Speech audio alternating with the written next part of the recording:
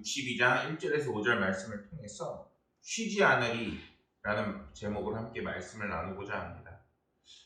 말씀의 제목을 쉬지 않으리라고 했는데 어떻게 보면은 이게 저희의 고백처럼 들릴 수도 있는데 사실 오늘 말씀에서 보면 알 수 있듯이 주님께서 하나님께서 선포하고 계시는 말씀이 내가 나의 사랑하는 자들을 위해서 쉬지 않으리 라고 선포하고 계신 그 말씀입니다. 예화 하나를 들려드리겠습니다. 영혼을 위한 닭고기 수프라는 책에 이런 내용이 나옵니다. 어느 대학의 교수가 볼티모어에 있는 빈민가로 가서 청소년 200명을 만나 미래에 대한 평가를 작성하라는 요청을 받은 다음에 다음과 같이 썼습니다. 이 아이들에게는 미래가 없다. 너무 가난해서 기회를 얻지 못할 것이기 때문이다. 이렇게 이야기했습니다. 25년 후 사회학 교수가 이 연구 조사를 우연히 접하면서 학생들이 지금 어떻게 살고 있는지 확인하기 위해서 이 지역에 다시 갔습니다.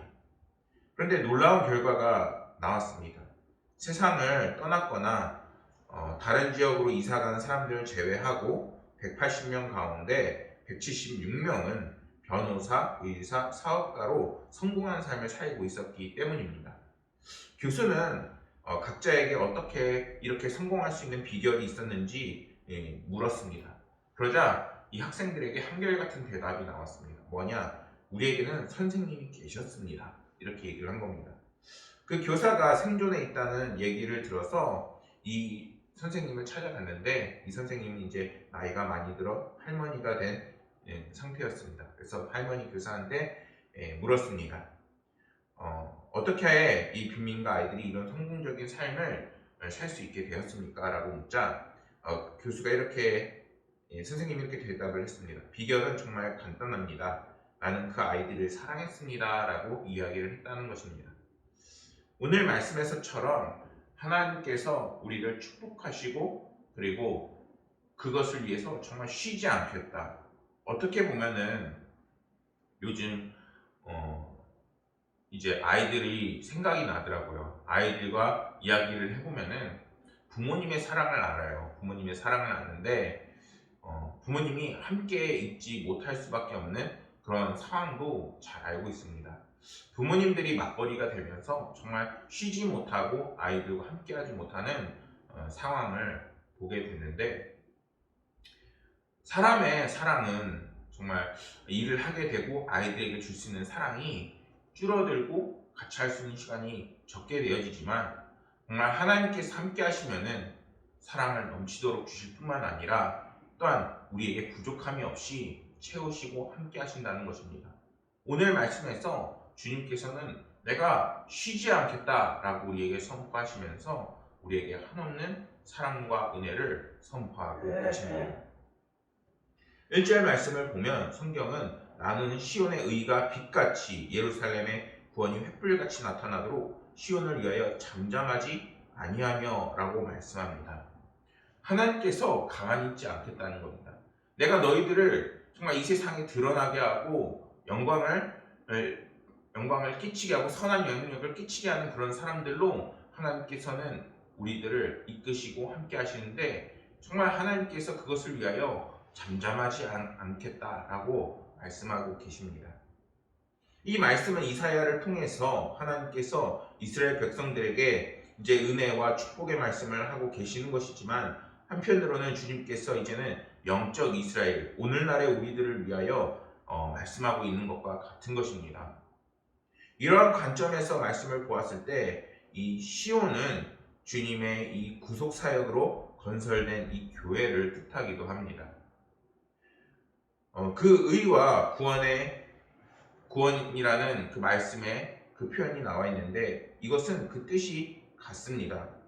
그것이 빛 또는 횃불같이 나타난다는 것은 구원의 은혜가 사람들이 부인할 수 없을 만큼 이제는 분명하게 우리에게 임한다는 것입니다.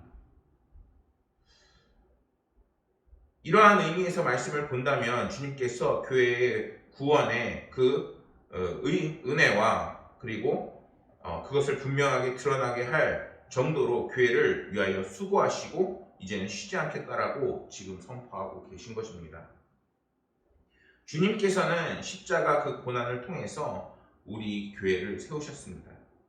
교회는 이제 주님의 그 십자가 대속 사역을 통해서 탄생하게 되었고 생명을 가지게 되었습니다. 그러나 교회가 탄생했다고 해서 모든 것이 끝나는 것이 아닙니다. 이제는 이 교회를 통하여서 이제는 복음이 전파되어지고 그 복음을 들은 사람들은 이제는 주님을 만날 그날까지 계속해서 신앙생활을 해 나가야 마지막에는 진정한 구원을 맞이할 수 있게 되는 것입니다. 그렇게 주님은 우리를 향하여 말씀하십니다. 시온을 위하여 잠잠하지 아니하며 예루살렘을 위하여 쉬지 아니할 것인지.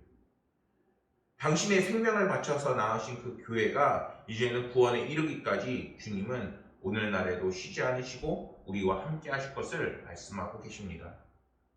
교회는 하나님의 구원받은 백성들이 이제는 모여서 그리고 그 공동체를 일구는 곳입니다. 교회가 구원받은 백성들의 그 모임이기는 하지만 그렇다고 해서 이 구원이 지금 당장 완성이 되는 것은 아닙니다. 교회가 말하는 구원의 완성은 이제는 예수 그리스도를 믿는 그 신앙의 생활이 함께 수반이 되고 그리고 마지막까지 그것을 이어나가는 것에 그 의의를 두고 있습니다.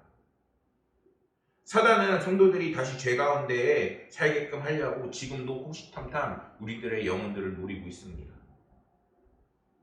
사단의 역사가 아니더라도 세상은 우리를 이제는 교회와 멀어지게, 교회와 단절되어지고 하나님과 단절되어지게끔 유혹을 합니다. 그렇게 만일 조금이라도 우리가 방심하고 교회와 멀어진 삶을 살게 되면은 하나님이 주시는 그 은혜가 단절이 되고 그리고 삶의 어려움이 직격탄으로 맞아 하게 되는 어려움을 경험하게 되는 것입니다. 그래서 교회를 낳으신 주님께서는 교회가 완전한 구원에 이르기까지 이제 그 사역을 결코 쉬지 않으시겠다라고 우리에게 말씀하고 계시다는 것이죠. 주님은 교회를 낳으시고 수강원 이상으로 그 교회의 구원을 위해 이제는 쉬지 않으시고 수고하십니다. 말씀에서 잠잠하지 아니하며 라고 말씀하듯이 주님께서는 마치 어머니가 아이를 보호하고 바른 길로 인도하기 위해 분주하듯 교회의 구원의 완성을 위하여 그날까지 우리를 가르치시고 지도하시고 인도하시고 보호하시고 중보하시며 쉬지 않으십니다. 교회는 이러한 주님의 끊임없는 수고가 있기에 이 험한 세상에서도 낙심하지 않고 성도들이 이제는 희망과 소망을 붙잡아서 살아갈 수 있는 것입니다. 그렇게 우리 그리스도인들은 교회를 통해서 정말 주님을 만나고 주님이 주시는 구원의 확신 가운데 그 삶을 살아야겠습니다. 2절 말씀에서 너는 여호와의 입으로 정하실 새 이름으로 일컬음이 될 것이며 라고 말씀을 전합니다. 이는 주님의 그 구속사역으로 거듭나게 될 성도들이 이제는 예수님을 중심으로 그 이전의 삶과 그 이후의 삶이 완전히 다르다는 것입니다. 우리가 기원전 BC, AC, AD를 이렇게 나누는 것도 예수님을 기준으로 나누잖아요.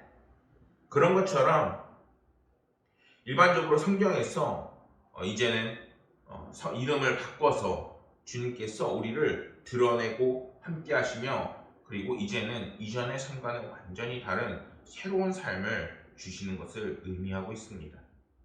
성경에서 이름이 바뀌는 것은 그 위상이 이전보다 좋아지게 바뀌는 것을 의미합니다.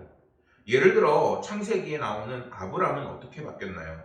아브라함은 여호와 하나님께서 열국의 아버지라는 뜻의 아브라함으로 바뀌게 됩니다. 또 그의 아내 사레는 어떠한 이름으로 바뀌게 되나요? 여왕, 여주인이라는 뜻으로 사라라고 바뀌게 됩니다. 야곱은 또 어떻게 되나요? 야곱의 뜻은 발뒤꿈치를 잡은 자라고 이야기합니다. 항상 열등감에 사로잡히고 또한 그의 형 에서를 질투하다가 결국에는 에서의 축복권까지 빼앗아서 도망쳤던 야곱은 이제는 이스라엘이라는 이름으로 바뀌게 됩니다. 이스라엘은 하나님과의 겨루어 이김이라는 뜻이 있습니다. 하나님께서 얼마나 축복을 하셨던지 하나님께서 져주시기까지 했다는 것입니다. 그들은 이렇게 여호와 하나님께 새로운 이름을 받아서 지금도 성경에서 살아 숨쉬는 놀라운 역사를 우리에게 보여주고 있습니다.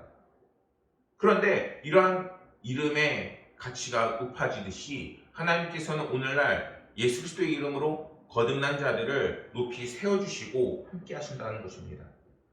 이사야 62장에서도 시온은 그 이름이 긍정적으로 바뀌게 됩니다. 62장 12절 말씀을 보면은 사람들이 너를 일컬어 거룩한 백성이라 여호와께서 구속하신 자라 하겠고 또 너를 일컬어 찾은 바 된 자요 버림받지 아니한 성읍이라 하리라 이렇게 말씀하고 있습니다. 그 말은 무엇입니까? 지금 시온이 그전에는 축복의 땅이고 하나님께 함께 하시는 땅이었지만 이제는 그들이 배반하고 하나님을 저버림으로 인해서 이제는 하나님께 버림받은 자 또 그리고 은혜를 받지 못하는 황무지와 같은 상태로 전락해버렸다는 것입니다. 그런데 그러한 그들을 이제는 거룩한 백성, 여호와의 구속하신 자, 찾은받은 자라고 이제는 불리게 될 것을 다시 한번 선포하고 있는 것입니다. 이제는 주님을 의지하고 주님께 돌아온 자에게 하나님께서는 다시 한번 나의 아들아 잘 돌아왔다. 탕자가 이제는 아버지께로 돌아가 꼭 끌어안아 주시고 또한 맞이한 것처럼 오늘 말씀에서는 버리은 자 황무지라는 이런 상황을 이제는 거룩한 백성이라 여호와의 구속하신 자라 찾은 바 된 자라 버리지 아니한 성읍이라 이렇게는 복권시켜 주시고 회복시켜 주시는 것입니다. 이는 시온의 위상이 놀랍도록 긍정적으로 변하게 된 것을 우리는 알 수 있어야 됩니다. 우리는 예수 그리스도를 통해서 이제는 새로운 피조물이 되어진 그리스도인들입니다. 그러나 주님께서 우리 안에 역사하심으로 이제는 믿음으로 인하여 죄인의 한 사람에서 하나님의 거룩한 백성이 되어지는 것을 우리가 다시 한번 잊지 말아야겠습니다. 그리고 하나님의 자녀라는 그 이름을 이제는 우리가 당당하게 선포할 수 있는 것입니다. 주님께서 오늘 그러한 삶을 살라고 우리에게 말씀을 주고 계신 거고 힘과 용기와 그리고 소망을 더해 주시고 계신 것입니다. 그렇기 때문에 그리스도인으로 산다는 것은 결코 창피한 것이 아니요 하나님께서 함께 하신다는 놀라운 축복이 함께하는 삶인 것입니다. 그렇게 우리는 주님과 함께하지 않을 때에는 이제는 하나님께서 주시는 은혜로부터 단절이 될 수밖에 없는 것이고 반대로 이제는 주님께서 함께하실 때에는 그 이름이 높아지고 하나님의 은혜가 충만해지는 삶을 살 수 있게 되는 것입니다. 3절 말씀에서는 그렇기 때문에 이렇게 말씀합니다. 너는 또 여호와의 손 아름다운 관 내 하나님 손의 왕관이 될 것이라. 얼마나 찬란하게 빛나게 될 것인지 하나님께서 우리를 왕관이라고 빗대어 말씀하고 있습니다. 왕에게 왕관은 그 영광을 상징합니다. 그렇기에 교회가 하나님의 손의 왕관이 된다고 하는 것은 하나님께서 교회를 당신의 영광으로 극진히 존귀히 여기신다는 것입니다. 제가 세상을 나가보니까 사람이 사람을 이렇게 대할 때 예의나 아니면은 뭔가 우리가 자세를 갖춰서 사람들을 이제 예의 범절을 갖춰서 사람을 대하지만 실제로 그 속마음을 보면은 생각보다 만약에 내가 힘들고 어려워진다거나 아니면 내가 뭔가 뜻이 있다거나 하면은 그 사람이 똑같은 사람임에도 불구하고 같은 이제 존귀하게 보지 않을 때가 있다는 것을 많이 경험하게 됩니다. 우리가 서로를 굉장히 존중하고 존귀하게 여겨야 될 소중한 사람들임에도 불구하고 내 이익이 침범하게 되어지고 그리고 나에게 뭔가 손해를 입히게 될 사람이라 생각하게 되면은 이제는 같은 사람이라고 보지 않는 것이죠. 그런데 하나님은 어떠십니까? 자신의 모든 것을 내어주시고 또한 우리 가운데 너무나도 힘들고 어려운 상황 가운데에서도 이제는 우리들의 영혼을 위하여 이제는 예수 그리스도의 그 생명까지 버리면서까지 우리를 극진하게 생각하시고 이제는 우리를 하나님의 그 왕관이라고 칭하게 될 만큼 우리를 극진하고 존귀하게 여기시는 분이 바로 하나님이신 것입니다. 하나님은 지금 교회를 당신의 그 영광의 면류관으로 삼아 그 쓰시기 위하여 그 손에 들고 계시다는 표현을 하고 계신 것입니다. 하나님께서는 마치 왕이 자신의 관을 소중히 여기는 것처럼 이제는 우리를 그리고 교회를 이제는 그와 같이 여기실 것이라 말씀합니다. 예레미야 13장 11절에서는 이렇게 말씀합니다. 여호와의 말씀이라 띠가 사람의 허리를 속하는 같이 내가 이스라엘 온 집과 유다 온 집으로 내게 속하여 그들로 내 백성이 되게 하며 내 이름과 명예와 영광이 되게 하려 하였으나 그들이 듣지 아니하였느니라. 하나님의 은혜를 받지 못하는 것은 누구의 책임입니까? 그것은 이제는 하나님을 영접하지 않고 하나님을 바라보지 않는 그 사람의 책임이 될 수밖에 없는 것입니다. 왜냐하면 오늘 말씀에서 말씀하고 있듯이 하나님께서는 우리가 하나님을 영접하고 하나님을 받아들인 자에게 왕관을 소중하게 생각하는 그 왕처럼 우리를 붙잡아 주시고 함께 하신다고 하는데, 이제는 우리가 그러한 하나님을 계시지 않는다 얘기하고 하나님의 은혜가 어디 있느냐라고 말하며, 그리고 하나님의 은혜를 바라보지 못하는 삶을 살기 때문에 하나님의 그 은혜와 단절되어져 버리게 되는 것입니다. 하나님께서 예수 그리스도를 통하여 교회를 구속하신 것은 이제는 그들이 당신의 이름과 명예와 영광이 되기를 바라서인 것입니다. 이러한 말씀의 선포는 세상이 아무리 교회를 우습게 여기고 그리스도인들을 우습게 여겨도 이제는 그 멸시한다 해도 교회는 이제는 만왕의 왕이신 하나님의 영광의 그 면류관의 그 가치를 갖고 있기 때문에 그 위상이 이제는 세상이 말하는 것과는 전혀 다르다는 것입니다. 왕의 면류관은 미천하고 어리석은 사람들이 아무리 그것을 깎아내리고 손상 입힌다 해서 되어질 수 있는 것이 아닌 것입니다. 마찬가지로 교회를 멸시하고 교회를 비난하는 자들은 이제는 하나님을 비난하는 것과 같은 것입니다. 그것은 어리석은 짓이며 이제는 그 면류관을 높이 드는 그때가 찾아올 때 반드시 후회하게 되는 날이 찾아오게 되는 것입니다. 제가 한 청년과 이야기를 나눴는데, 이 청년이 교회에 정착하고 싶은데 정착하지 못하겠다는 그런 상담을 하게 되었습니다. 이 청년이 이제 그 상담을 하는 와중에 자기가 상처 입은 이야기들을 많이 이야기하더라고요. 공감이 되었습니다. 위로도 해줬습니다. 근데 그 결론이 뭐였냐면은 결국에는 교회를 욕하다가 그리고 사역자를 욕하다가 이제는 그렇게 마무리가 되어지는 것입니다. 그랬을 때 너무 아쉽더라고요. 나도 사역자인데 이런 생각이 들었어요. 그런데 그거 이전에 주님 어떻게 말할까요? 라고 기도를 하니까 이렇게 얘기를 하게 되었습니다. 형제님, 이제는 교회에 많이 속상하고 그리고 교회가 좋지 따르기보다는 정말 마음을 상하게 한 목회자가 있을 수 있습니다. 그런데 예수님은 어떠십니까? 예수님은 우리의 마음을 상하게 하신 분이 절대 아닙니다.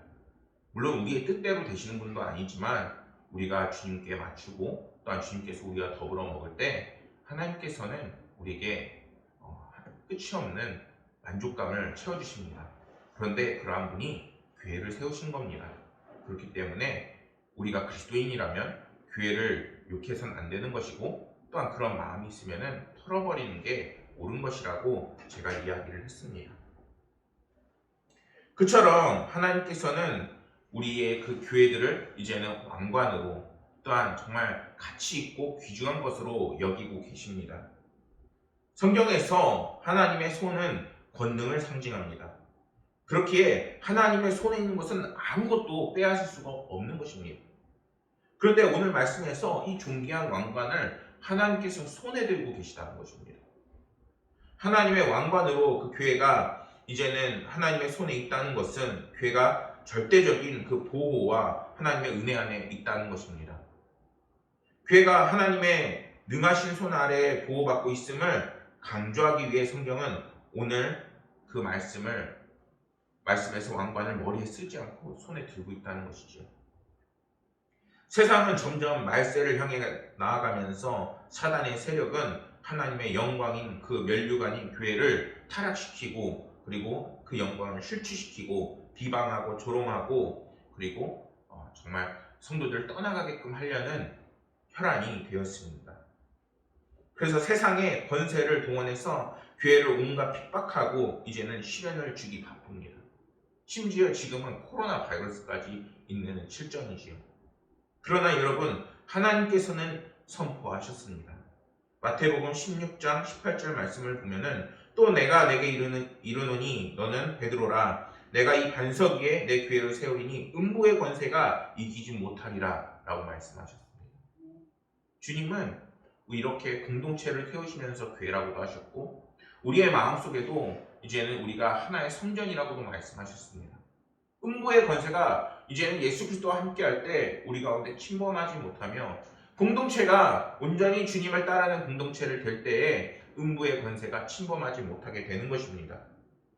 사랑하는 여러분, 하나님께서는 오늘 말씀에서 이제는 교회에 있는 성도들에게 또한 이제는 우리들을 향하여 면류관처럼 여기시고 이제는 음부의 권세가 절대 교회를 침범하지 못하며 이제는 하나님께서 그 구원이 영원히 보장된다고 분명하게 말씀하고 계시는 것입니다. 오늘 이 말씀, 이 복된 말씀을 꼭 기억하시길 소망합니다. 여러분이 이 말씀을 기억하고 믿음으로 여러분들의 2022년도로 살아나갈 때 하나님께서는 결코 음부의 권세가 여러분들의 삶을 틈타지 못하게 도우실 것입니다. 한 미성숙한 남녀가 준비되지 않은 채로 결혼해서 여자아이를 낳았습니다. 이들이 알코올 중독자의 마약 중독자들이었습니다. 부인은 시간이 흐르면서 정신분열 증세마저 보여 아이를 귀찮아했습니다. 어느 날 부부가 한바탕 싸운 후에 집을 나가 버렸습니다. 부인이 아직 3살도 안 된 여자아기를 번쩍 들어서 부엌에 달아오른 오븐 위에 올려놓았습니다. 아이의 비명소리에 이웃집에서 신고로 경찰이 도착해서 이 아이가 목숨을 구할 수 있었습니다. 아이는 중화상으로 병원에 입원하여 치료를 받았습니다. 화상은 시간이 지나면서 치료되었지만 문제는 이 아이의 마음의 상태였습니다. 자기를 칼로 찌르는 자해를 보이고 또한 사람을 기피하고 말을 굳게 닫은 그 실어증을 겪고 있었습니다. 방구석에 박혀서 눈동자는 항상 충혈된 채로 허공을 이렇게 멍하니 바라보고 있는 정신불안 증세도 보였습니다. 이 소녀에게 국가가 배정한 정신과 의사를 배정해서 치료했으나 좀처럼 상황이 호전되지 않았습니다. 그에게 배정된 치료 기간이 끝났지만 의사가 이 소녀가 너무 불쌍해서 자원해서 이 소녀를 돕게 됩니다. 오랫동안 대화치료, 약물치료, 음악치료, 그림치료 등을 시도했는데 별 효과를 얻지 못했습니다. 이 소녀가 살던 모형의 아파트를 만든 다음 아빠, 엄마, 소녀 인형을 만들고 함께 인형극을 했습니다. 그러자 아빠, 엄마 인형이 싸움을 시작합니다. 아빠 인형이 집을 나간 다음 엄마 인형이 소녀 인형을 들어 오븐 위에 올려놓습니다. 그 순간 수년 동안 닫혔던 소녀의 입에서 외치면서 비명이 튀어나옵니다. 나는 너를 미워한단 말이야. 그런데 그 다음에 이 소녀가 달라지기 시작을 합니다. 비로소 현실에 직면하면서 이 의사와 대화를 하기 시작하는데 그때부터 치료가 시작이 되면서 더 이상 피하지 않고 이 아이가 현실을 맞이하게 됩니다. 하루는 소녀가 의사에게 이렇게 물었습니다. 선생님이 하나님이신가요? 이렇게 질문을 합니다. 그러자 의사가 대답합니다. 하나님은 아니지만 나는 하나님이 보낸 의사지. 이렇게 대답을 합니다. 소녀가 또 묻습니다. 하나님도 선생님처럼 나를 사랑하시나요? 이렇게 질문을 합니다. 그러자 의사가 대답합니다. 그럼 사랑하시고 말고 그는 우리를 죽도록 사랑하신단다. 그는 우리를 위해 아들 예수 그리스도를 세상에 보내셨고 그는 우리를 위해 십자가에 죽으셨지. 그 하나님이 또 나를 내게 보내셨단다. 이렇게 대답을 했다는 것입니다.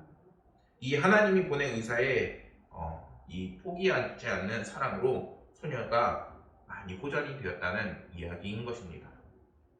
오늘 말씀에서 주님은 뭐라 말씀하시나요?